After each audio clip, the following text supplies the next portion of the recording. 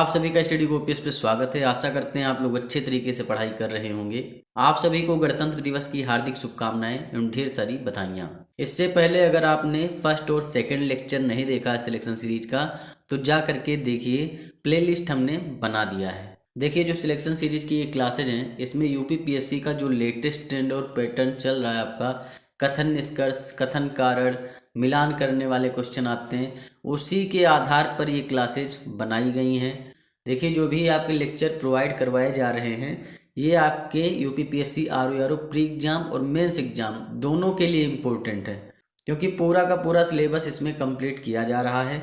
ऐसे वीडियो बनाने में काफ़ी ज़्यादा टाइम लगता है, इसलिए वीडियो को लाइक करिए, वीडियो को शेयर करिए ज़्यादा से ज़्यादा लोगों के पास, जो ज़रूरतमंद हैं उनके पास, और चैनल को सब्सक्राइब जरूर कर लीजिए। तो चलिए शुरू करते हैं, फिलहाल बिना आपका टाइम वेस्ट किए, बिना किसी देरी के। देखिए, पहला क्वेश्चन आपका क्या है, निम्नलिखित में से कौन सा कथन सत्य है, ये आपको बताना है। तो पहला कथन क्या है कि प्रसिद्ध वाक्य अस्तो मा सद्गमय कठोपनिषद से लिया गया है। देखिए, जो अस्तो मा सद्गमय है, अस्तो मा सद्गमय का मतलब क्या होता है, पहले आप ये जान लीजिए। देखिए, अस्तो मा सद्गमय आपका संस्कृत का वाक्य है, और ये जो है ऋग्वेद से लिया गया है। और अस्तोमा सद्गमय का जो मतलब होता है वो ये होता है कि मुझे असत्य से सत्य की ओर ले चलो, या फिर आप ये भी कह सकते हैं कि अंधकार से प्रकाश की ओर ले चलो, मृत्यु से अमरता की ओर ले चलो। तो अस्तोमा सद्गमय का मतलब हो जाता है कि अंधकार से प्रकाश की ओर। और कठोपनिषद से नहीं लिया गया है, ये आपके बृहदारण्यक उपनिषद से लिया गया है। तो कभी भी आ जाए कहीं भी किसी भी एग्जाम में कि अस्तोमा सद्गमय किस उपनिषद से लिया गया है, तो बृहदारण्यक उपनिषद से लिया गया है। दूसरा कथन हम देखेंगे कि सत्यमेव जयते मुंडको उपनिषद से लिया गया है। सत्यमेव जयते जो आप देखते हैं, जो आपका राष्ट्रीय चिन्ह है उसके नीचे लिखा रहता है सत्यमेव जयते, तो ये आपके मुंडको उपनिषद से लिया गया है। ये एकदम सही बात है, दूसरा कथन सत्य हो जाएगा। तीसरा कथन क्या है कि मोक्ष की चर्चा सर्वप्रथम उपनिषद में मिलती है, ये भी कथन आपका सत्य है। तो सत्यमेव जयते मुंडकोपनिषद से लिया गया है, मोक्ष की चर्चा उपनिषद में मिलती है, ये दोनों कथन सत्य हैं। जबकि अस्तोमा सद्गमय कठोपनिषद से नहीं लिया गया है, बृहदारण्यक उपनिषद से लिया गया है। तो केवल आपका 2 और 3 सही होगा, तो सी राइट आंसर आपका हो जाएगा। देखिए, दूसरा क्वेश्चन आपका क्या है कि वैदिक काल के लोगों द्वारा सर्वप्रथम किस धातु का उपयोग किया गया था। तो वैदिक काल के जो लोग थे उन्होंने सर्वप्रथम जिस धातु का प्रयोग किया वो आपका तांबा था, बी राइट आंसर हो जाएगा। तीसरा नंबर क्वेश्चन आपका क्या है कि निम्नलिखित कथनों पर विचार कीजिए। अध्यात्म ज्ञान संबंधी यम नचिकेता संवाद मुंडकोपनिषद में मिलता है। पहला कथन आपका पूरी तरीके से असत्य है, क्योंकि जो आपके अध्यात्म ज्ञान से संबंधी यम नचिकेता संवाद है, मतलब यम होते हैं, यमराज होते हैं, और एक नचिकेता होते हैं जो कि पृथ्वी से जाते हैं, तो वहाँ पर यम और नचिकेता का संवाद होता है। नचिकेता जो होते हैं अपने पिता की आत्मा को लेने जाते हैं, आई थिंक ऐसा ही होता है कुछ कहानी में।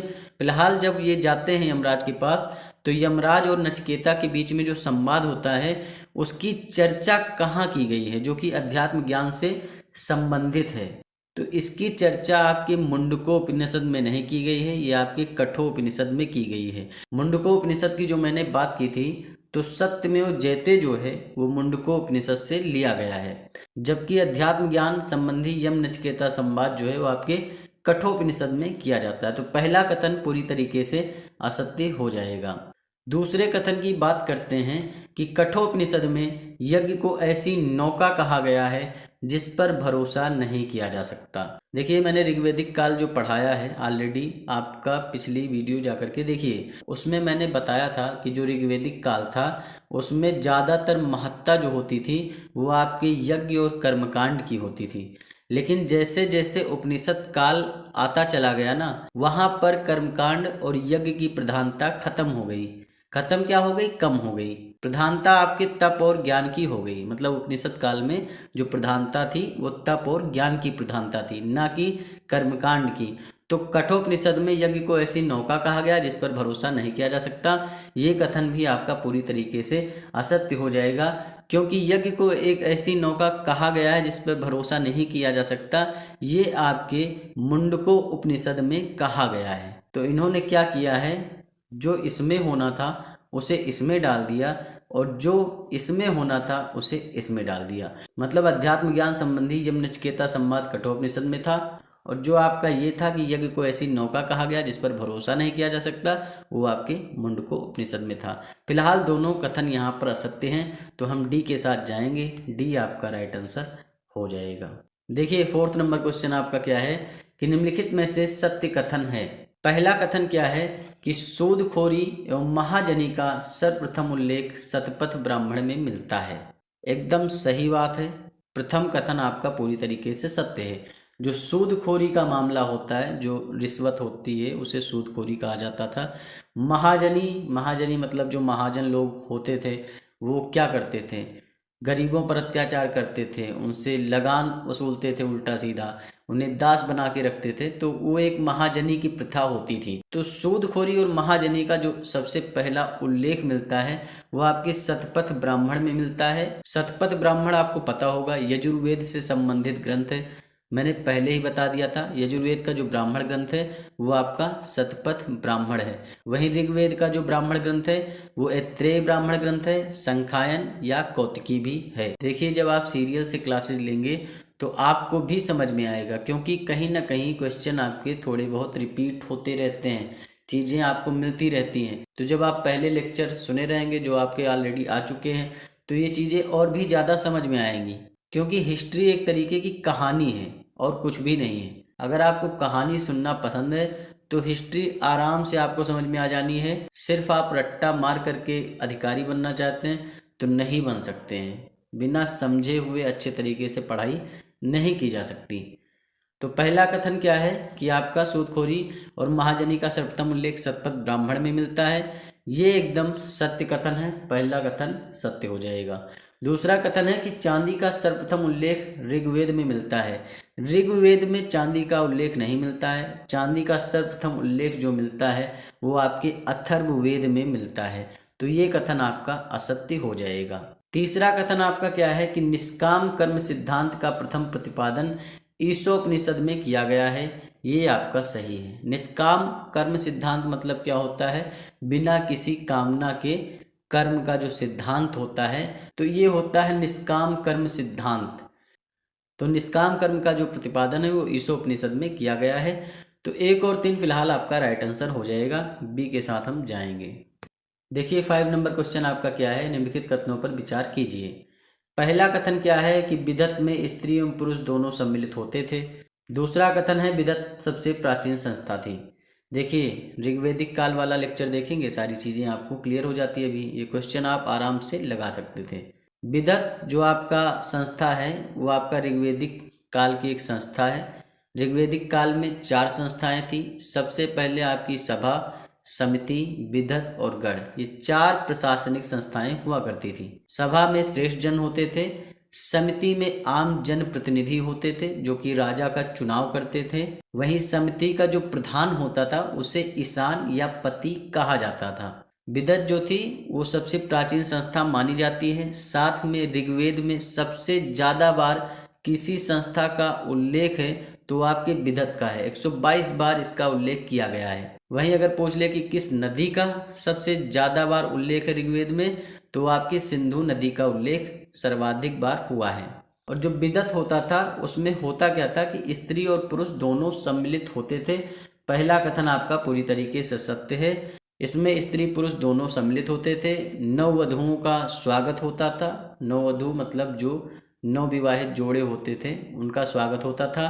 धार्मिक अनुष्ठान से संबंधित संस्था थी। सामाजिक कार्य इसमें सारे होते थे। तो जाहिर सी बात है कि स्त्री पुरुष दोनों सम्मिलित होते थे। विदत सबसे प्राचीन संस्था थी, मैंने पहले ही बता दिया।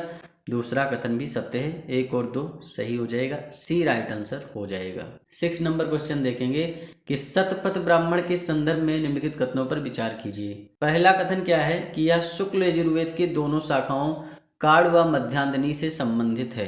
जो शतपथ ब्राह्मण है वो यजुर्वेद का ब्राह्मण ग्रंथ है। ऐत्रेय ब्राह्मण जो होता है वो आपका ऋग्वेद का होता है। संखायन या कौतिकी ब्राह्मण जो होता है वो भी आपका ऋग्वेद का है। वहीं आपका वंश ब्राह्मण हो गया या पंचविश ब्राह्मण हो गया, ये आपके सामवेद के ब्राह्मण ग्रंथ हैं। वहीं आपका जो गोपथ ब्राह्मण है, जिसमें कि अश्वमेघ यज्ञ की चर्चा की गई है और जिसमें गायत्री मंत्र की महिमा का वर्णन भी किया गया है, ये आपका अथर्ववेद से संबंधित है। अब यहाँ पर आप देख सकते हैं जो शतपथ ब्राह्मण है उसका एक पार्ट है शुक्ल यजुर्वेद और एक पार्ट है कृष्ण यजुर्वेद। तो जो शुक्ल यजुर्वेद है इसमें आपके काड़ और मध्यांजनी जो आपकी 2 शाखाएं, एकदम सही बात है। और इसके रचयिता याज्ञवल्क्य के माने जाते हैं, ये भी सही है। दोनों कथन सत्य हैं, 1 और 2, सी आपका राइट आंसर हो जाएगा। 7 नंबर क्वेश्चन आप देखेंगे, इसमें सूची 1 है, सूची 2 है। इसमें जो आपकी नदियां हैं जो कि पुराना नाम था और नया नाम जो आपका है उससे मिलान करना है। ये आपके पुराने नाम है, ये आपके नए नाम है, तो इनका मिलान करना है। देखिए जो आपकी ये नदियां दे रखी हो, चाहे वितस्ता हो, अस्किनी हो, परसुणी हो, विपाशा हो, ये नदियां आपके सिंधु नदी के पूर्वी किनारे से मिलने वाली नदियां हैं। थोड़ा आप ऐसे इसे समझ सकते हैं कि जैसे आपका ये आपका भारत है तो सिंधु नदी ऐसे आपकी बह रही है। तो सिंधु नदी में जो पूर्वी किनारे से नदियां मिलती हैं वो आपकी वितस्ता, अस्किनी, परसुणी, विपाशा है। पूर्वी किनारा मतलब पूरब आपका इधर होता है, तो पूरब की तरफ से आकर के ऐसे ऐसे मिल रही हैं जो नदियां, वो पूर्वी किनारे से मिल रही हैं। वहीं जो पश्चिम की तरफ से आकर मिल रही हैं वो आपके पश्चिमी किनारे से मिल रही हैं। तो ये सारी नदियां आपकी जो भी हैं, कभी भी क्वेश्चन आ सकता है कि पूर्वी किनारे से कौन सी नदियां मिलती हैं, पश्चिमी किनारे से कौन सी नदियां मिलती हैं। ज़्यादातर पूर्वी किनारे से जो मिलने वाली नदियां हैं वो भारत की हैं, वो चाहे आपकी झेलम हो, चिनाब हो, रावी हो, ब्यास हो। और जो भी आपके पाकिस्तान या अफ़गानिस्तान में है, क्रुमू है, ठीक, गोमल है, या फिर आपकी काबुल है, तो ये सारी नदियां आपकी पश्चिमी किनारे से मिलती हैं।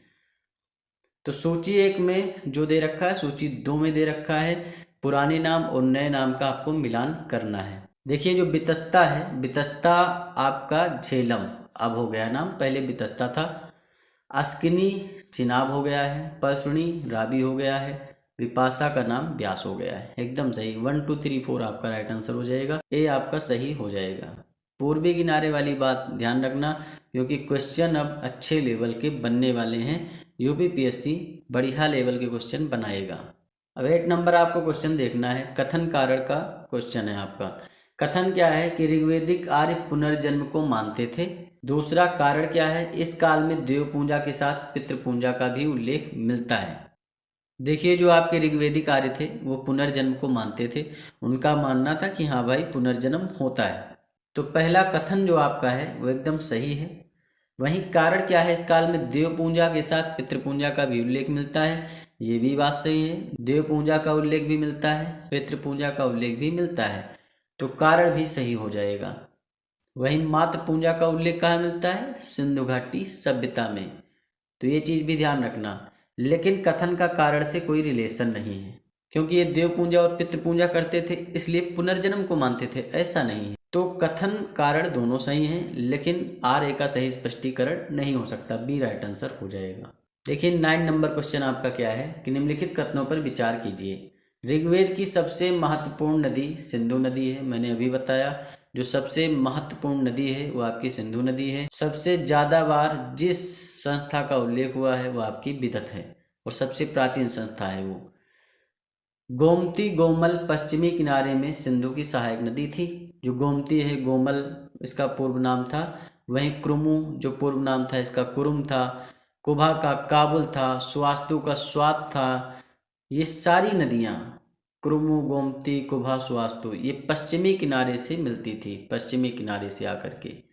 और वहीं आपकी जो विपाशा है, ठीक, अस्किनी है, चिनाब है, ये सारी नदियाँ जो हैं, या सतुद्र है, सतलज भी है, तो ये आपकी पूर्वी किनारे से मिलती थी। तो 1 और 2 फिलहाल यहाँ पर दोनों सही हो जाएंगे क्योंकि ऋग्वेद की सबसे महत्वपूर्ण नदी सिंधु है और गोमती गोमल पश्चिम किनारे में सिंधु की सहायक नदी थी। तो 1 और 2 आपके राइट आंसर हो जाएंगे, सी राइट आंसर हो जाएगा।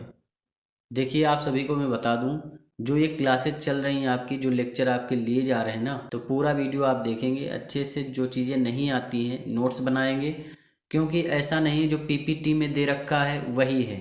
जो पीपीटी में है वो 30% है, 70% चीज़ें तो मैं बोल रहा हूँ, तो उसको भी आप नोट करेंगे या 2 से 3 बार वीडियो देख लेंगे, सारी चीज़ें कवर हो जाएंगी। चीज़ों को समझना ज़्यादा ज़रूरी है, रटना या रट्टू तोता बनना ज़रूरी नहीं है। देखिए, जो ये आपके लेक्चर चल रहे हैं इनके साथ डेली क्विज प्रैक्टिस अगर आप ज्वाइन कर लेते हैं, जिसमें कि आपको डेली के 50 क्वेश्चन मिलेंगे।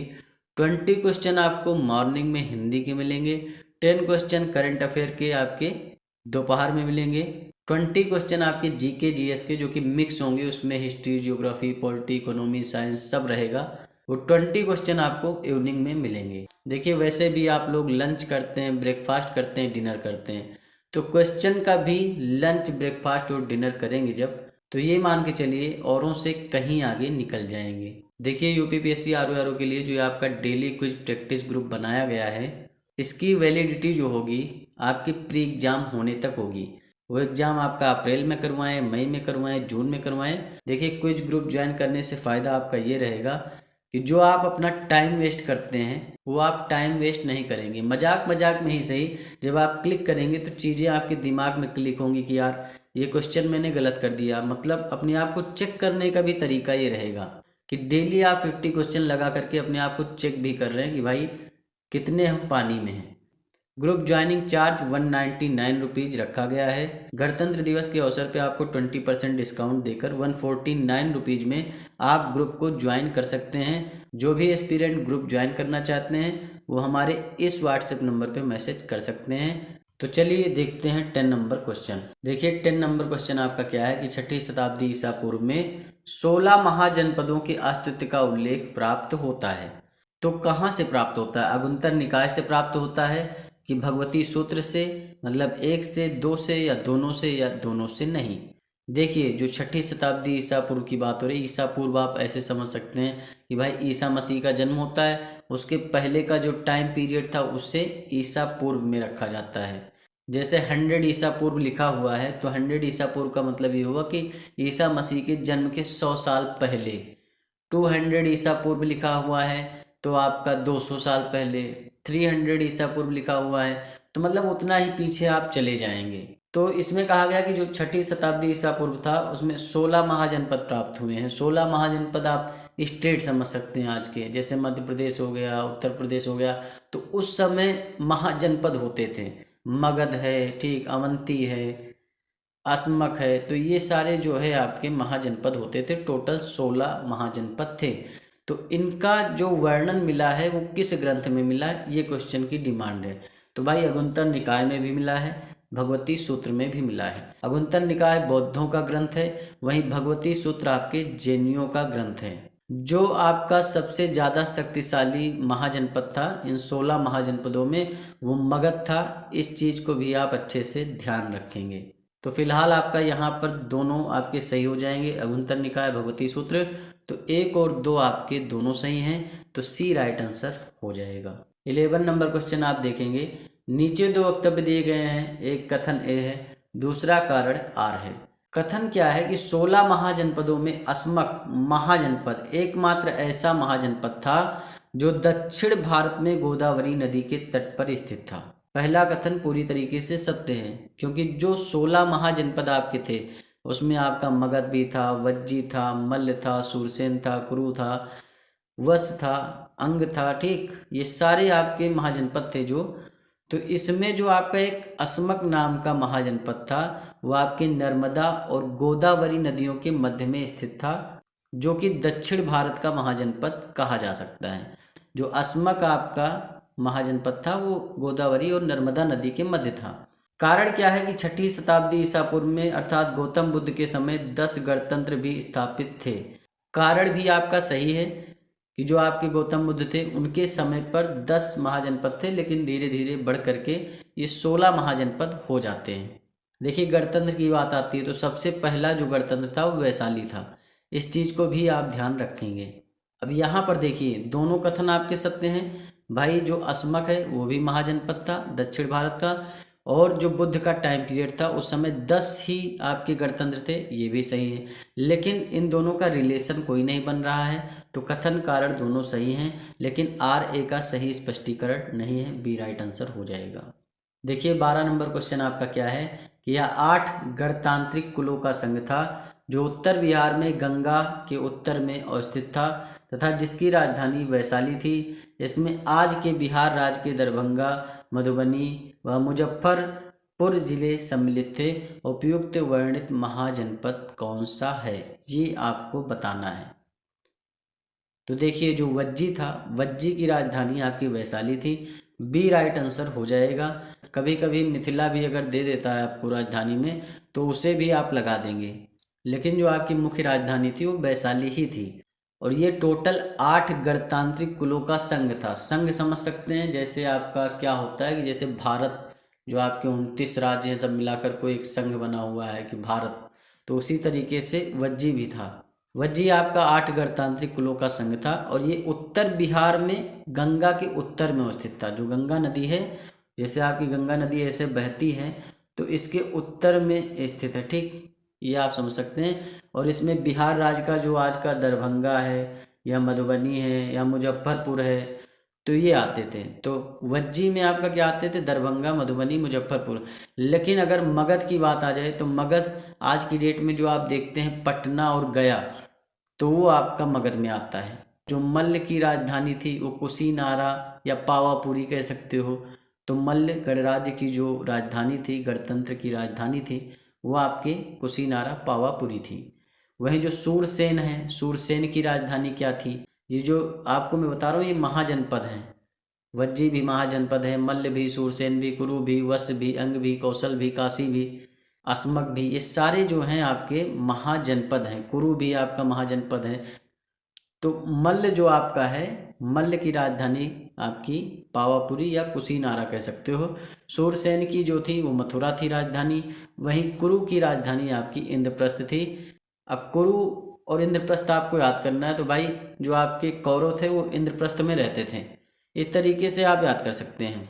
देखिए सूरसेन मथुरा, रा और रा दोनों में आ रहा है तो सूरसेन मथुरा, मतलब सूरसेन की राजधानी मथुरा हो जाएगी। मल्ल कुशीनारा, तो जैसे आप मल्लाह कह सकते हो कि मल्लाह लोग जो होते हैं वो कुश का जो अपना आसन बिछा करके बैठते हैं, तो मल्ल कुशीनारा कह सकते हो आप।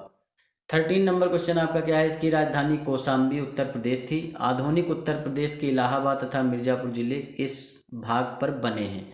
उपयुक्त वर्णित महाजनपद कौन सा है। मतलब इनका कहने का मतलब यह है कि जो ये मैं बता रहा हूँ कि महाजनपद की बात हो रही है उसकी राजधानी कौशाम्बी थी। तो जहाँ कौशाम्बी आ जाए समझ जाओ कि भाई वत्स की राजधानी जो थी वो कौशाम्बी थी। डी राइट आंसर हो जाएगा। काशी की राजधानी वाराणसी थी। कौशल की राजधानी आपकी 2 राजधानियां हुई हैं। एक आपकी श्रावस्ती जो कि उत्तरी कौशल की राजधानी थी, दक्षिणी कौशल की राजधानी आपकी अयोध्या थी। अंग जो आपका है, अंग की राजधानी चंपा थी, ये आपका बिहार में पड़ता है। वहीं कौशल, श्रावस्ती और अयोध्या ये आपका उत्तर प्रदेश में। काशी की राजधानी वाराणसी ये भी आपका उत्तर प्रदेश में पड़ेगा। तो डी आपका हो जाएगा। 14 नंबर आप देखेंगे कि नर्मदा और गोदावरी नदियों के मध्य में अवस्थित है। इस प्रदेश की राजधानी पाटन थी। इस राज्य के राजा इक्ष्वाकु वंश के थे। तो भाई जो नर्मदा गोदावरी नदी के मध्य मैंने बताया कि दक्षिण भारत में जो एकमात्र महाजनपद था वो आपका अस्मक था। अस्मक की राजधानी पाटन थी और वहाँ के राजा जो थे इक्ष्वाकु वंश के थे। वहीं आपका जो चेदी है, चेदी जो है बुंदेलखंड का क्षेत्र जो पड़ता है आज की डेट में यूपी में, वो आपका चेदी कहा जाता था। और इसकी जो राजधानी थी सुक्तिमती थी। तो चेदी की राजधानी सुक्तिमती, ये भी एक महाजनपद था। वहीं जो कंबोज है, कंबोज आपका पाकिस्तान में पड़ता है और कंबोज की जो राजधानी है वो लाजपुर है, ठीक, ये भी याद रखना आप। पांचाल की राजधानी अहिच्छत्र और कामपिल्य है, यूपी में पड़ता है, ठीक। ये चीज़ें आप अच्छे से ध्यान रखेंगे। अस्मक की राजधानी पाटन है और नर्मदा गोदावरी नदी के मध्य में स्थित है। इसके जो राजा थे वो इक्ष्वाकु वंश के थे। डी राइट आंसर हो जाएगा। देखिए यहाँ पर सूची 1 है, यहाँ सूची 2 है और इसे सुमेलित करना है। अब यहाँ पर सुमेलित करना आपको पता है कि काशी की राजधानी वाराणसी थी। कौशल की श्रावस्ती अयोध्या, उत्तरी कौशल आ जाए तो श्रावस्ती लगा देना, दक्षिणी कौशल आ जाए अयोध्या लगा देना। अंग की राजधानी चंपा, वत्स की राजधानी कौशाम्बी। तो 1 2 3 4 ए राइट आंसर हो जाएगा। 16 नंबर क्वेश्चन आप देखेंगे, सूची 1 है, सूची 2 है, इसमें सुमेल करना है, मतलब मिलान करना है। मल्ल की राजधानी क्या थी? तो मल्ल की राजधानी मैंने पहले बताया, कुशीनारा, पावापुरी। मल्ल जो होते थे वो कुश का आसन बिछा करके बैठते थे, तो ए का आपका तीसरा हो जाएगा। वहीं वज्जी की राजधानी वैशाली, ये मैंने पहले ही बता दिया। शूरसेन की मथुरा, कुरु की इंद्रप्रस्थ, मतलब कुरु यानी कौरव इंद्रप्रस्थ में रहते थे, जैसे आपके आजकल नरेंद्र मोदी जी रहते हैं। तो इंद्रप्रस्थ मतलब जो इंद्रप्रस्थ दिल्ली का पूरा एरिया है। आप सोच सकते हैं महाभारत काल से पूरे के पूरे इंद्रप्रस्थ यानी दिल्ली से ही पूरा शासन चल रहा है। वो चाहे मुगल आए, वो चाहे अंग्रेज आए, लगभग सब दिल्ली से ही पूरे भारत को कंट्रोल करते हैं। इस समय नरेंद्र मोदी जी करते हैं, तो आप समझ सकते हैं कुरु इंद्रप्रस्थ से। आपका ये क्या हो जाएगा? ए का तीसरा है, बी का दूसरा है। 3 2 4 1 आपका राइट आंसर हो जाएगा, बी राइट आंसर हो जाएगा। तो यहाँ पर देखिए 17 नंबर क्वेश्चन है। यहाँ पर आपको बताना है कि निम्नलिखित में से कौन सा महाजनपद अपनी राजधानी से सुमेलित है। चेदी की राजधानी सुक्ति में थी, मैंने चेदी के बारे में आपको बताया, ये बुंदेलखंड का क्षेत्र पड़ता है। ठीक, कभी भी क्वेश्चन में आ सकता है कि जो आपका बुंदेलखंड का क्षेत्र है वो किस महाजनपद के नाम से जाना जाता था? तो भाई चेदी के नाम से जाना जाता था। इसकी राजधानी सुक्तिमती थी। अस्मक जो आपका नर्मदा और गोदावरी के मध्य स्थित है दक्षिण भारत में, ये भी एक महाजनपद था और इसकी राजधानी पाटन है, ये भी सही है। पांचाल की राजधानी अहिछत्र और काम्पिल्य थी, न कि लाजपुर, ये गलत हो जाएगा। ये दोनों सही हैं लेकिन ये तीसरा गलत है। पांचाल की राजधानी अहिछत्र या फिर काम्पिल्य कही जा सकती है, लेकिन लाजपुर जो है वो कंबोज की राजधानी थी, जो कि एक महाजनपद था आपका, पाकिस्तान में पड़ता था। देखिए कंबोज भी एक महाजनपद था जो आज के पाकिस्तान में है। ठीक, ये आप समझ सकते हैं, पाकिस्तान का कुछ क्षेत्र है उसे कंबोज कहा जाता था और उसकी राजधानी लाजपुर थी। तो फिलहाल आपका तीसरा गलत हो जाएगा, एक और तो सही है, ए राइट आंसर हो जाएगा। 18 नंबर क्वेश्चन आप देखेंगे, ये आपके महाजनपद हैं, ये आपकी राजधानियां हैं, तो मिलान करना है इसमें। गांधार की जो राजधानी है वो आपकी क्या हो जाएगी? तक्षशिला। वहीं मत्स्य जो आपका पड़ता है ये भी एक महाजनपद है जो कि आज के राजस्थान वाले क्षेत्र में पड़ता है और इसकी राजधानी विराटनगर थी। विराटनगर आपका जयपुर में पड़ता है। अवंती की राजधानी आपकी क्या थी? अवंती की राजधानी आपकी उज्जैनी कह लो या माहिष्मती कह लो, जो कि आप बाहुबली मूवी में देखते हैं, माहिष्मती साम्राज्य। तो अवंती की राजधानी माहिष्मती या उज्जैनी होता तो उज्जैनी भी लगा देते। मगध की राजधानी की बात करें तो गिरिब्रज या राजगृह होता तो आप लगा सकते थे। ए का दूसरा हो गया और बी का तीसरा, तो 2 3 4 1 आपका राइट आंसर हो जाएगा, सी सही है। 19 नंबर आप क्वेश्चन देखेंगे कि प्राग बुद्ध काल में बृहद्रथ और जरासंध यहाँ के प्रमुख शासक थे। शतपथ ब्राह्मण में इसे कीकट कहा गया है। आधुनिक पटना तथा गया जिले में और आसपास के क्षेत्र इसके अंतर्गत आते थे। उपयुक्त वर्णित महाजनपद है। तो ये कौन सा महाजनपद है? और अगर आज की डेट में देखा जाए तो पटना और गया वाला क्षेत्र पड़ता है, तो ये आपका मगध है। मगध की राजधानी आपको पता है गिरिब्रज या राजगृह है और बिहार में इस समय जो पटना और गया का क्षेत्र पड़ता है वो मगध है। डी राइट आंसर हो जाएगा। गांधार आपका पाकिस्तान में पड़ता है, पता ही आपको। तक्षशिला इसकी राजधानी है। वहीं मत्स्य की विराटनगर है। अवंती की उज्जैनी या माहिष्मती कह सकते हो। 20 नंबर क्वेश्चन आप देखेंगे कि पाली ग्रंथों के अनुसार उत्तरी भारत में महाजनपद काल में मौजूद प्रमुख गणतंत्र था। मतलब कहने का यह है कि जो पाली ग्रंथ मिले उसमें उत्तर भारत में कौन से महाजनपद थे। तो देखिए जो पाली ग्रंथ थे उसमें कपिलवस्तु का जिक्र आता है। कपिलवस्तु में किसका शासन था? तो कपिलवस्तु के शाक्य थे। पावा के मल्ल थे। वहीं आपके कुशीनारा के मल्ल थे। वैशाली के लिच्छवी थे। मिथिला के विदेह थे। इसे आप ऐसे समझ सकते हैं कि भाई भारत के नरेंद्र मोदी, तो उसी तरीके से कपिलवस्तु के शाक्य कह सकते हो। मतलब जो शाक्य है वहाँ के शासक के वंश का नाम है के हिसाब से, इतना आप समझ सकते हैं। तो वैशाली के लिच्छवी, मिथिला के विदेह, रामग्रह के कोल्य, केशपुत्र के कलाम, अलकप के बुली, पिपलीवन के मौर्य, तो ये जो हैं आपके टोटल पाली ग्रंथ के अनुसार लगभग 10 महाजनपद काल मौजूद थे, यानी 10 गणतंत्र आप कह सकते हैं। और कपिलवस्तु के शाक्य, कपिलवस्तु में जो शासन व्यवस्था वो शाक्यों की व्यवस्था चलती थी। वहीं पावा, पावा में मल्ल थे। सुमसुमगिरी आपका तीसरा, ये भी सही है। तो 1, 2, 3 आपके राइट आंसर हो जाएंगे। 21 नंबर क्वेश्चन आप देखेंगे, यहाँ पर आपको बताना है कि महाजनपद काल में गणतंत्र अपने शासित वंशों से सुमेलित करना है। मतलब जो आपके शासित वंश है भाई, कपिलवस्तु के शाक्य की बात मैंने की, तो कपिलवस्तु में शाक्यों का शासन है, मतलब वहाँ शाक्य वंश का शासन चल रहा है। यहाँ आप देख सकते हैं कुशीनारा मल्ल, कुशीनारा जो है वो मल्लों से संबंधित थी, एकदम सही बात है। कुशीनारा के साथ साथ अगर पावा भी आ जाता ना, पावापुरी, तो वो भी मल्लों से रिलेटेड हो जाती। अलकप्प के बुली थे, मतलब अलकप्प में जो शासन कर रहे थे वो बुली वंश के लोग शासन कर रहे थे।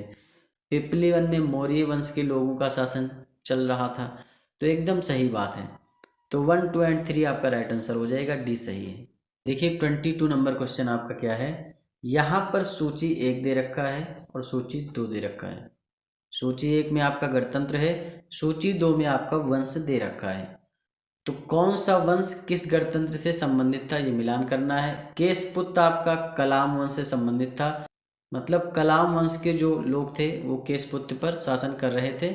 वहीं मिथिला जो गणतंत्र था वहाँ पर जो शासन व्यवस्था चल रही थी वो विदेह वंश के लोगों की चल रही थी, एकदम सही बात है। रामग्राम में कोली वंश का शासन था, वैशाली में लिच्छवी का शासन था। तो फिलहाल आपका 1, 2, 3, 4 राइट आंसर हो जाएगा। देखिए 23 नंबर क्वेश्चन क्या है कि निम्नलिखित में से सत्य कथन है। पहला कथन आपका क्या है कि पुराणों के अनुसार मगध का प्रथम शासक शिशुनाग था। दूसरा कथन है आपका शिशुनाग ने श्रेणिक की उपाधि प्राप्त की थी। तीसरा कथन है बिंबिसार ने बौद्ध धर्म को संरक्षण दिया था। देखिए इन तीनों कथन की मैं बात करूं उससे पहले आप थोड़ा सा डिटेल समझ लीजिए। हर्यक वंश के बारे में थोड़ी बात हम कर लेते हैं। देखिए जो आपके पुराण हैं टोटल 18 पुराण हैं और पुराणों के अनुसार जो है मगध का जो प्रथम शासक माना गया है, मगध आपको पता है एक महाजनपद है और सबसे शक्तिशाली महाजनपद है। तो मगध का प्रथम शासक पुराणों के अनुसार माना गया शिशुनाग को। लेकिन जो आपका इतिहास पढ़ाया जाता है, हिस्ट्री है, उसमें बताया जाता है कि भाई बिंबिसार जो है वो आपके प्रथम शासक थे मगध के। और बिंबिसार का टाइम पीरियड आप लोग अच्छे से जान लीजिए, 544 ईसा पूर्व से 492 ईसा पूर्व का टाइम पीरियड इनका होता है। ये प्रथम शासक थे मगध के और इन्होंने अपने राज्य का विस्तार करने के लिए किया क्या कि भाई वैवाहिक संबंध स्थापित करना शुरू कर दिया। पहले के जो राजा महाराजा होते थे वो अपने राज्य का विस्तार विवाह करके भी करते थे। मान लीजिए उत्तर प्रदेश में कोई राजा बैठा हुआ है, उसे महाराष्ट्र पर कब्जा करना है, तो वो क्या करेगा, महाराष्ट्र के जो राजा हैं उनकी पुत्री से शादी कर लेगा। अब शादी कर लिया तो जाहिर सी बात है भाई दामाद हो गए महाराष्ट्र के वो, और जो महाराष्ट्र के दामाद हो गए तो महाराष्ट्र अब उन्हें कोई भी हानि नहीं पहुंचाएगा। फिर वो आगे बढ़ा, उसने तमिलनाडु में यही काम कर लिया, फिर कर्नाटक में काम कर लिया। तो इसी तरीके से बिंबिसार ने वैवाहिक संबंध स्थापित करके अपनी राजनीतिक शक्तियों का विस्तार किया। सबसे पहले इसने क्या किया कि गांधार जो कि आपके आज के पाकिस्तान में पड़ता है, वहाँ के जो शासक थे पुष्कासीन, पुष्कासीन का मतलब पुष्पा मत समझ लेना, तो पुष्कासीन की जो पुत्री होती है उनसे शादी कर लेता है। तो सबसे पहला वैवाहिक संबंध इन्होंने गांधार से ही स्थापित किया था। अगर ऐसा प्रश्न बनता है तो आराम से आंसर दे देना, कुछ भी मत सोचना।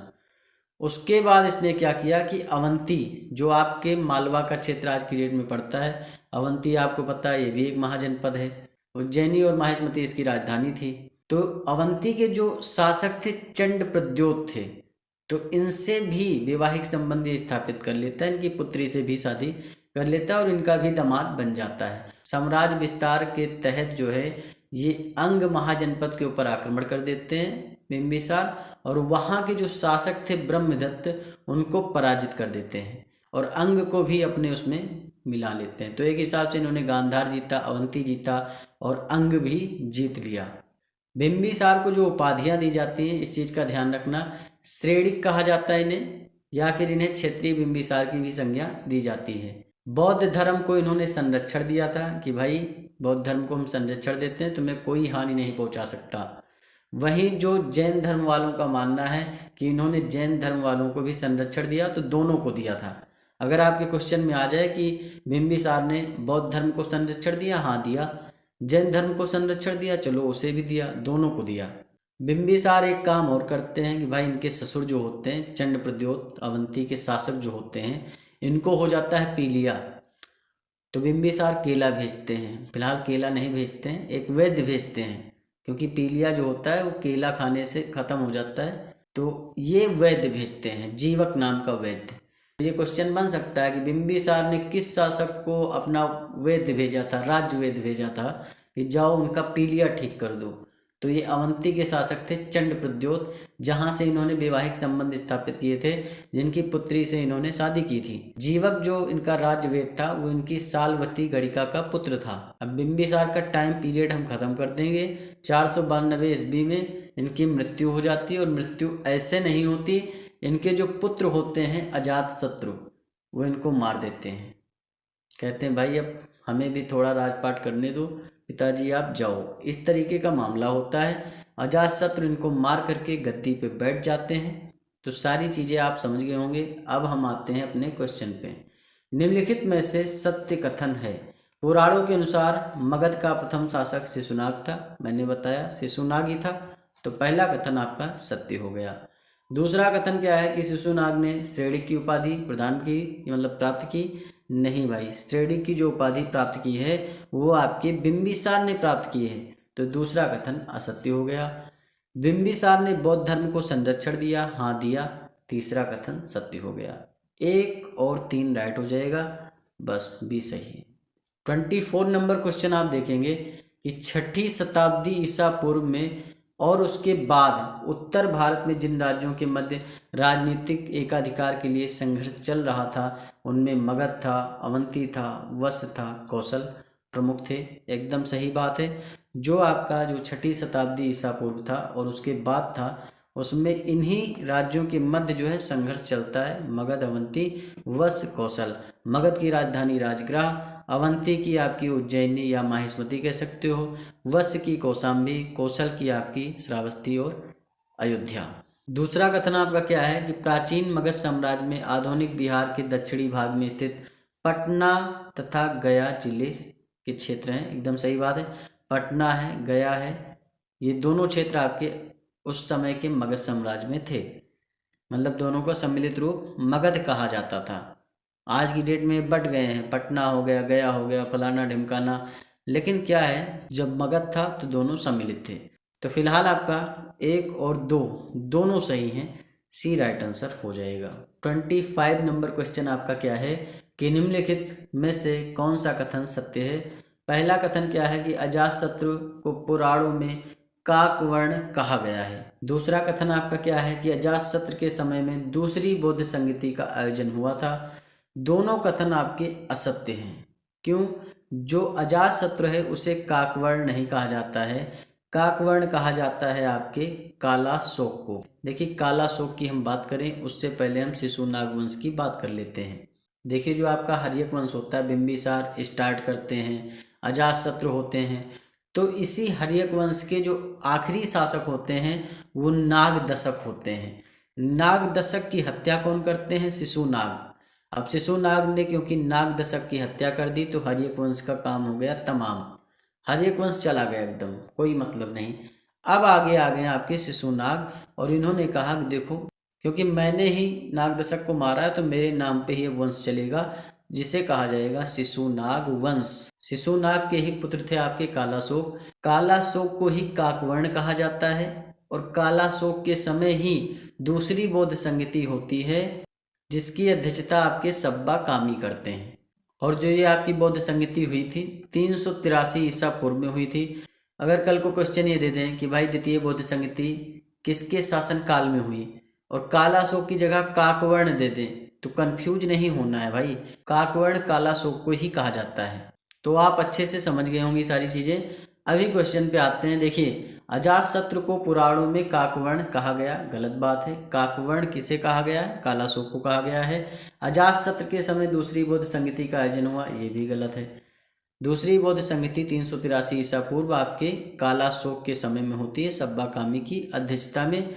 तो 1 और 2 आपके दोनों गलत हैं, डी राइट आंसर हो जाएगा। 26 नंबर क्वेश्चन आप देखेंगे, निम्नलिखित में से किसने अवंती के राजा प्रद्योत का पीलिया के इलाज हेतु अपने राज्यवेद जीवक को भेजा गया था? मतलब किसके द्वारा भेजा गया था, कहने का मतलब ये है। तो अवंती के राजा थे चंड प्रद्योत, और चंड प्रद्योत के यहाँ से जो वैवाहिक संबंध स्थापित किए थे वो बिंबिसार ने किए थे। भाई वैवाहिक संबंध है तो सारी चीज़ें निभाई भी जाएंगी। अब बीमार हो गए, ये पीलिया हो गया, तो बिंबिसार ने अपना राजवेद भेजा था कि जाओ इनका इलाज करके आओ। और जो ये आपका राजवेद जीवक था ये बिंबिसार की सालवती गणिका का पुत्र था। तो फिलहाल राइट आंसर आपका बिंबिसार हो जाएगा। बिंबिसार हर्यक वंश के राजा थे, ये चीज़ भी याद रखना। बिंबिसार को इनके पुत्र अजातशत्रु मार देते हैं और गद्दी पर बैठ जाते हैं। बिंबिसार ने बुद्ध धर्म को संरक्षण दिया और जैन धर्म को भी संरक्षण दिया था। अब देखिए 27 नंबर क्वेश्चन आपका क्या है कि निम्नलिखित में से कौन सा कथन सत्य है, ये आपको बताना है। प्रथम कथन आपका क्या है कि महापद्मनंद ने नंद वंश की स्थापना की थी। दूसरा कथन आपका क्या है कि महापद्मनंद वैश्य वर्ण का था। नीचे दिए गए कोट से सही उत्तर चुनिए। अब ये 2 कथन हैं।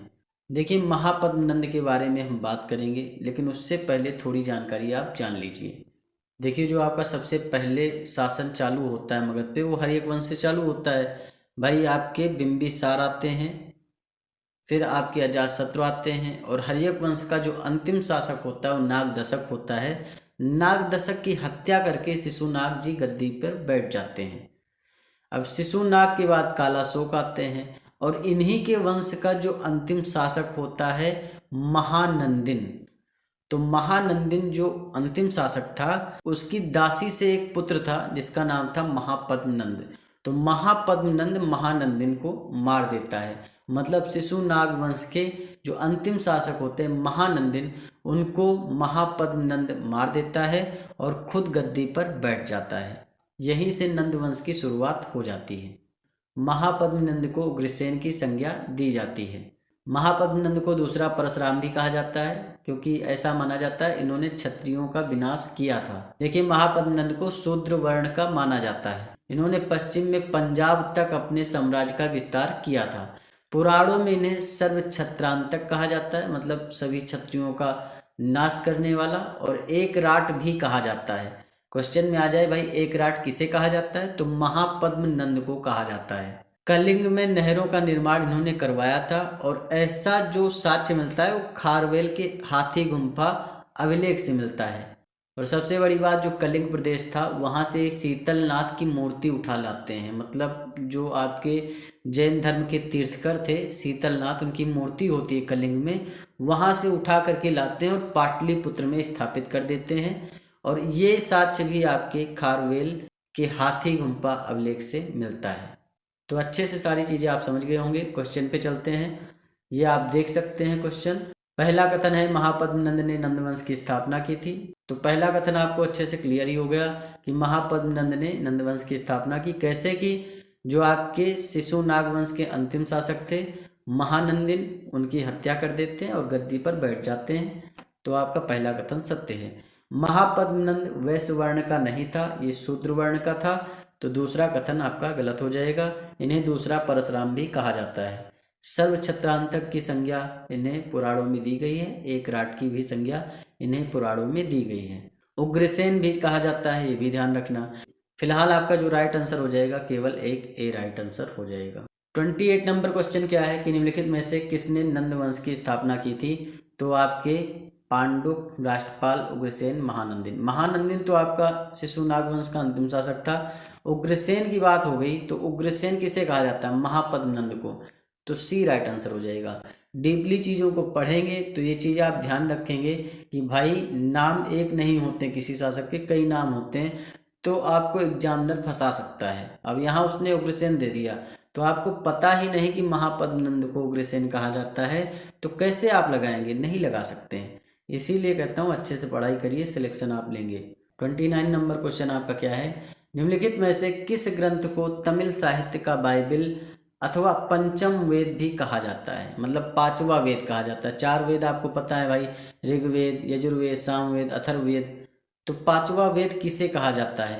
या तमिल के साहित्य का बाइबल किसे कहा जाता है? तो तिरुकुरल को कहा जाता है। ये चीज़ आप ध्यान रखना, तिरुकुरल आपका राइट आंसर हो जाएगा, सी सही है। देखिए 30 नंबर क्वेश्चन आप देखेंगे, 322 ईसा पूर्व में चंद्रगुप्त मौर्य ने अपने गुरु चाणक्य की सहायता से किस वंश के अंतिम शासक की हत्या कर मौर्य साम्राज्य की स्थापना की?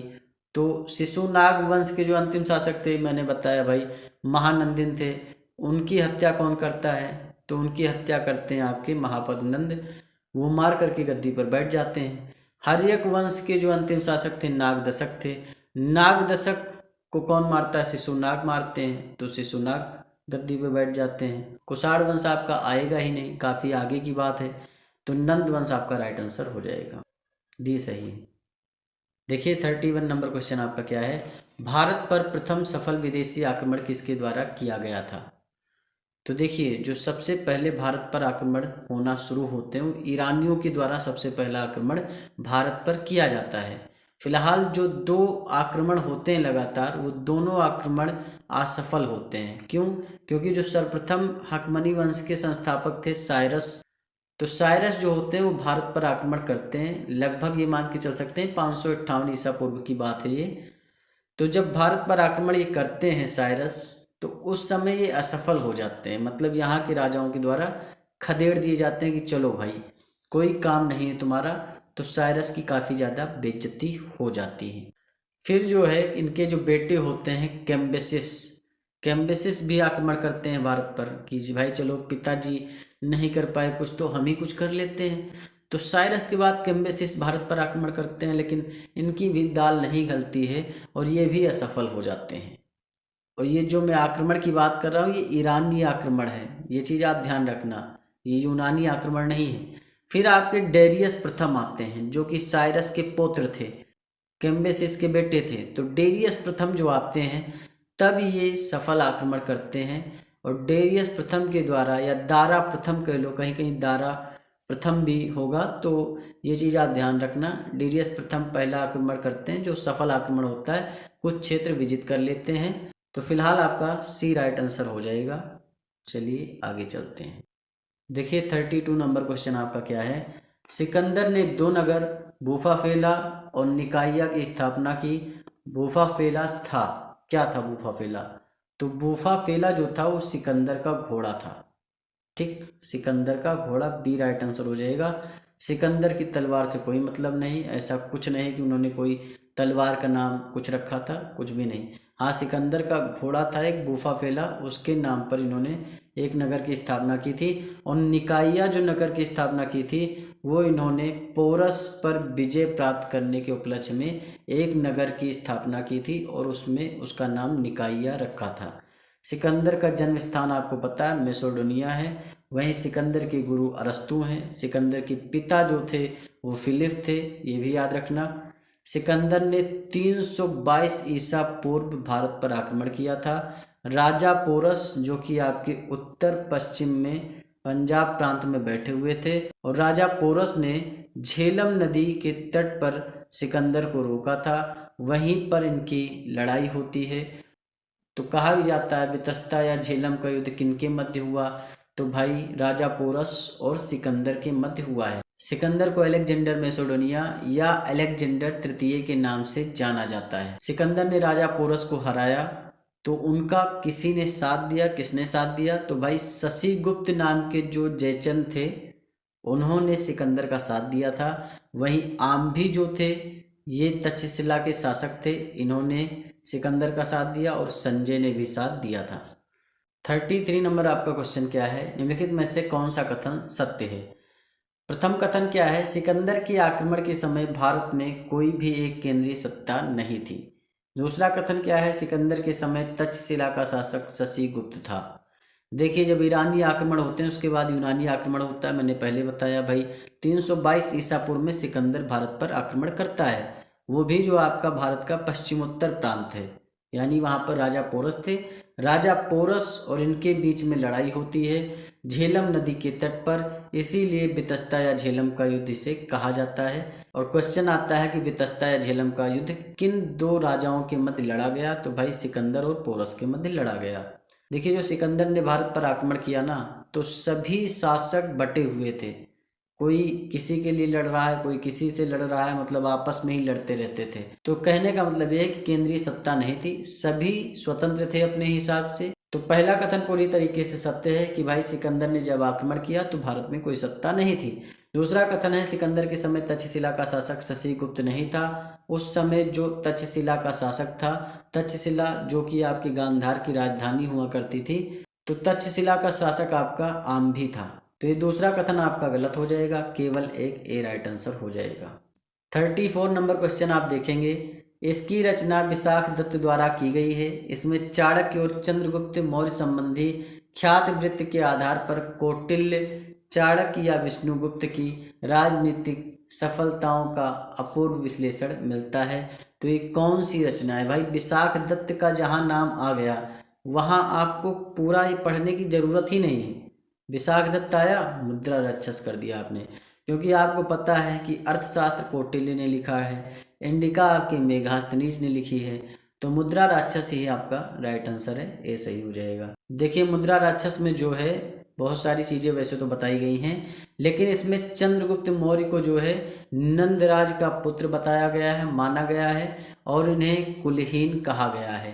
तो ए आपका राइट आंसर हो जाएगा।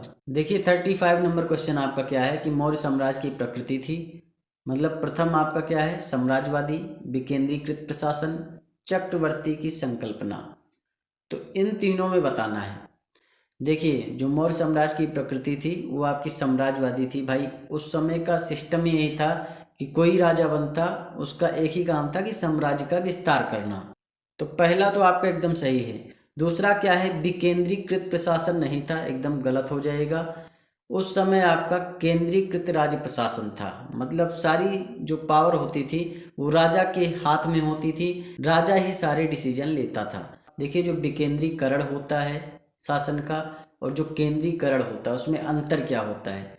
देखिए जो केंद्रीकृत सत्ता प्रणाली होती है उसमें मामला यही होता है कि जो शीर्ष पर बैठा व्यक्ति है या शीर्ष पर बैठी संस्था है वही पूरा डिसीजन लेती है, उसके हिसाब से ही सब कुछ चलता है।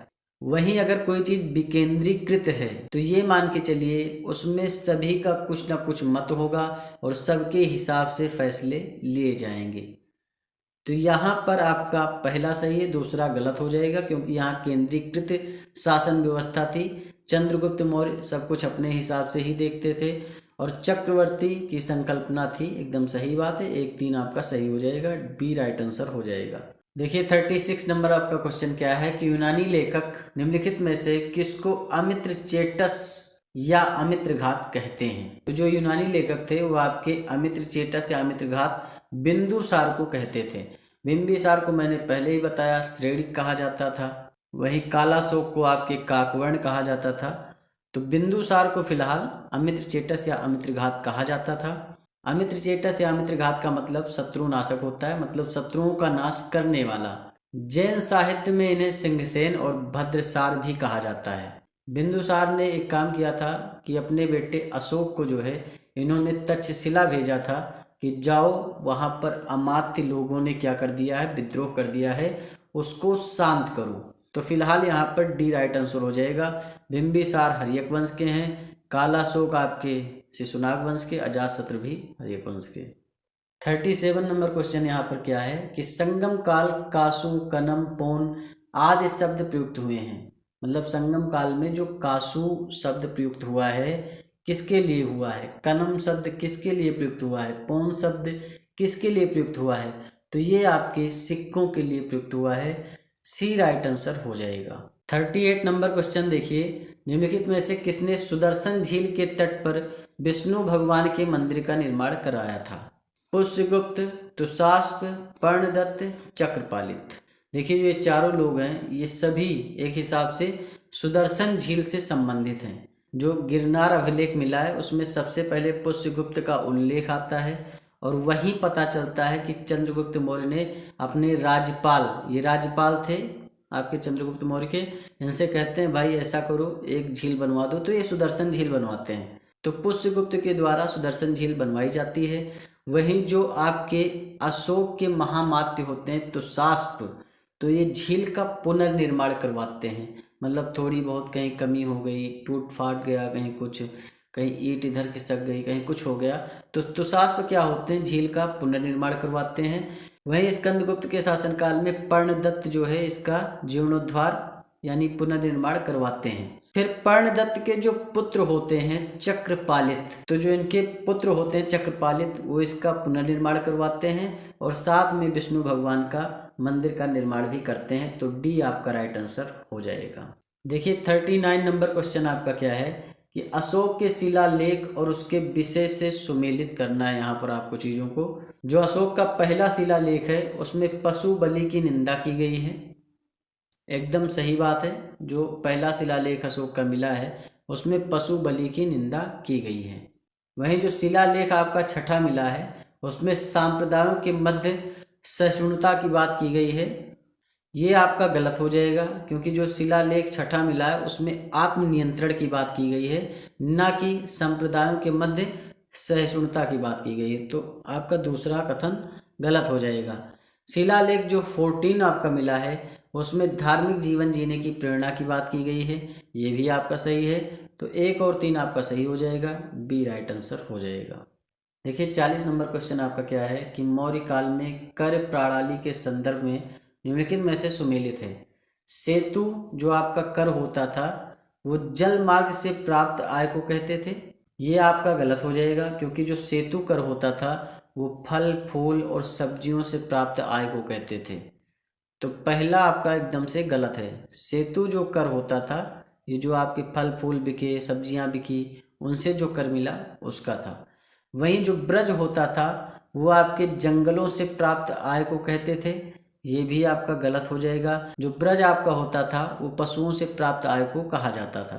पशु की बिक्री हुई, कुछ हुआ, तो उससे जो प्राप्त आय होती थी उसे आप ब्रज कहते थे। वहीं दुर्ग जो होता था नगरों से प्राप्त आय को कहते थे, ये आपका एकदम सही है। तो केवल आपका 3 सही है, सी राइट आंसर हो जाएगा। 41 नंबर आप क्वेश्चन देखेंगे, सूची 1 सूची 2। यहाँ पर आपके मौर्य अधिकारी हैं सारे, जो भी आपके सूची 1 में दे रखे हैं। सूची 2 में उनका क्या कार्य होता था ये आपको मिलान करना है। देखिए जो समाहर्ता होते थे वो आपके राजस्व विभाग के अधिकारी होते थे और राजस्व विभाग के भी प्रधान अधिकारी होते थे। दूसरा आपका क्या है कि सन्निधाता, सन्निधाता आपका राजकीय कोषाध्यक्ष का मुख्य अधिकारी यानी प्रधान अधिकारी होता था, ये आपका सही है। प्रदेष्टा जो होता था वो फौजदारी न्यायालय का प्रमुख होता था, ये भी सही है। कर्मांतिक जो होता था उद्योग धंधों का प्रधान निरीक्षक होता था, ये भी सही है। मतलब 1 2 3 4 आपका राइट आंसर हो जाएगा, ए सही है। देखिए 42 नंबर क्वेश्चन आप देखेंगे, सूची 1 और सूची 2, यहाँ पर आपको मिलान करना है। ये आपके मौर्यकालीन प्रांत हैं जितने भी हैं और यहाँ पर उनकी राजधानियाँ दे रखी हैं। प्रांत मतलब आप समझ सकते हो, जैसे आज आपका यूपी है, बिहार है, तो उस समय प्रांत होते थे। तो आप देख सकते हैं यहाँ पर उत्तरापथ जो आपका प्रांत है मौर्यकालीन, इसकी राजधानी क्या है? इसकी राजधानी आपकी तक्षशिला हो जाएगी। जो उत्तरापथ की राजधानी है तक्षशिला है। वहीं अवंती राष्ट्र की राजधानी आपकी क्या है? उज्जैन। मध्य प्रांत जो पड़ता है उसकी राजधानी क्या थी? उसकी राजधानी पाटलिपुत्र। वहीं दक्षिणापथ की राजधानी आपकी क्या थी? सुवर्णगिरी। तो फिलहाल आपका ए का तीसरा हो जाएगा, बी का दूसरा, 3 2 4 1 राइट आंसर हो जाएगा। 43 नंबर क्वेश्चन आप देखेंगे, नीचे 2 वक्तव्य दिए गए हैं, एक कथन ए है और दूसरा कारण आर है। कथन क्या है कि मौर्यकालीन कला का उत्कृष्ट प्रदर्शन अशोक के स्तंभों में दिखाई पड़ता है। ये एकदम सही बात है। जो भी अशोक के स्तंभ हैं उसमें बलुआ पत्थर का प्रयोग किया गया है और उस पर भी पॉलिश वगैरह अच्छे से मारी गई है, तो काफ़ी ज़्यादा बढ़िया स्तंभ दिखाई पड़ते हैं अशोक के, और ये मौर्यकालीन कला का उत्कृष्ट प्रदर्शन भी है। तो कथन आपका पूरी तरीके से सत्य है। कारण क्या है कि स्तूप मौर्यकालीन कला की देन है, तो कारण भी एकदम सही है। जो स्तूप बनवाए हैं आपके सांची में हो, सारनाथ में हो, ये सारे स्तूप आपके अशोक ने ही बनवाए हैं। तो दोनों कथन आपके सत्य हैं, लेकिन दोनों का एक दूसरे से रिलेशन कुछ नहीं बन रहा है। तो फिलहाल क्या हो जाएगा, ए और आर दोनों सही हैं, किंतु आर ए का सही स्पष्टीकरण नहीं देता है या टीकाकरण नहीं देता है, तो बी राइट आंसर हो जाएगा। अब देखिए अशोक ने स्तूप बनवाए, ठीक, स्तंभ बनवाए, सारी चीज़ें शिलालेख लिखवाए। उसके साथ में अशोक ने चट्टानों को काट कर कंदराओं का निर्माण भी करवाया है, जैसे सुदामा की गुफा जो कि आपके गया में पड़ती है, कर्ण चौपड़ की गुफा है। चट्टानों को काट कर जो कंदराएं बनवाई हैं यानी गुफाएं बनवाई एक हिसाब से, तो ये सारी गुफाएं भी आपके अशोक ने बनवाई। सुदामा की गुफा हो, कर्ण चौपड़ की गुफा हो, विश्व झोपड़ी हो, ये सब लगभग बिहार में ही पड़ता है, ठीक, पटना और गया के क्षेत्र में। 44 नंबर क्वेश्चन है, यहाँ पर आपको मिलान करना है। सूची 1 दे रखी है, कृति है। सूची 2 में आपके लेखक हैं। अष्टाध्यायी आपको पता ही है, किसने लिखा है भाई अष्टाध्यायी? अष्टाध्यायी आपके पाणिनि ने लिखा है, ये आपके व्याकरण का ग्रंथ है। वहीं महाभाष्य जो आपका लिखा गया है, किसने लिखा है? महाभाष्य आपके पतंजलि ने लिखा है। बृहत कथा मंजरी जो आपके किसने लिखी है? तो क्षेमेंद्र ने लिखी है। राज तरंगिणी आपके कल्हड़ ने लिखी है। इसमें कश्मीर के इतिहास के बारे में बताया जाता है। तो फिलहाल ए का तीसरा, बी का दूसरा, 3, 2, 4, 1 राइट आंसर हो जाएगा, बी सही है। 45 नंबर क्वेश्चन आप देखेंगे, सूची 1 है, सूची 2 है। सूची 1 में आपके अभिलेख दे रखे हैं, जो भी आपके अभिलेख मिले हैं। सूची 2 में आपके वो शासक हैं जिन्होंने इन अभिलेखों को बनवाया है। तो हाथी गुम्फा अभिलेख आपके खारवेल से संबंधित है, कलिंग के ये शासक हुआ करते थे। तो हाथी गुम्फा अभिलेख का निर्माण इन्होंने ही करवाया है, तो ये आपका ए का पहला हो जाएगा। जूनागढ़ अभिलेख आपका रुद्रदामन से संबंधित है, ये भी सही है। नासिक गुहा लेख आपके सातवाहन नरेश पुलुमावी से संबंधित, सही है। प्रयाग स्तंभ लेख समुद्रगुप्त से। तो आपका ए का पहला, बी का दूसरा, 1, 2, 3, 4 राइट आंसर हो जाएगा। 46 नंबर क्वेश्चन आप देखेंगे कि मौर्य साम्राज्य के पतन का कारण था, क्या था कारण? अशोक की अहिंसावादी नीति थी, एकदम सही बात है। अशोक की अहिंसावादी नीति की वजह से बहुत सारे विदेशी आक्रांता लगातार इनके साम्राज्य पर आक्रमण करते हैं, और इन्होंने जो पहले बहुत सारी विजय एकत्रित की थी, मतलब साम्राज्य विस्तार किया था, कहीं ना कहीं साम्राज्य छोटा होता चला गया। वहीं आर्थिक संकट की बात भी सही है कि इकोनॉमिकल प्रॉब्लम आने लगी, क्योंकि इन्होंने मांस पे प्रतिबंध लगा दिया, बहुत सारी चीज़ों पर प्रतिबंध लगाया, जिससे क्या हुआ, व्यापार में मंदी आने लगी और आर्थिक संकट के दिन आ गए। वहीं दुर्बल उत्तराधिकारी, धीरे धीरे इनके बाद आने वाले जो भी इनके उत्तराधिकारी थे वो काफ़ी ज़्यादा कमज़ोर थे, और जिसके वजह से मौर्य साम्राज्य का पतन हुआ। इन तीनों के अलावा भी मौर्यकाल के पतन के कई कारण हैं, जैसे ब्राह्मण विरोधी नीति, वहीं शासन का अति केंद्रीकरण होना, मतलब बहुत ज़्यादा केंद्रीकरण होना, सारे फैसले जो है वो आपके अशोक के द्वारा ही लिए जाते थे। वहीं एक कारण ये भी है कि उत्तर पश्चिमी सीमावर्ती प्रांतों की उपेक्षा करना। उत्तर पश्चिमी प्रांत आप समझ सकते हैं, पंजाब का जो एरिया है, प्रांतों में दमनकारी शासन व्यवस्था। तो ये सारी चीज़ें हैं, फिलहाल 1, 2, 3 तीनों सही हो जाएंगे, डी राइट आंसर हो जाएगा। देखिए जो 47 नंबर क्वेश्चन है वो क्या है आपका, कि मौर्य काल में राजकीय कागजों को सुरक्षित रखने वाला तथा राजकीय आज्ञाओं को लिपिबद्ध करने वाला प्रधान अधिकारी कहलाता था। तो जो आपके राजकीय कागज होते थे उनकी देख रेख करना, आज्ञाओं को लिपिबद्ध करना, तो ये सारे काम जो करता था वो आपके प्रशासता करता था। वही आप समझ सकते हैं, जैसे आप जाएंगे सचिवालय में तो आपको भी यही काम करना पड़ेगा कागजों से रिलेटेड, तो वही काम आपका प्रशासता करता था, तो ए राइट आंसर हो जाएगा।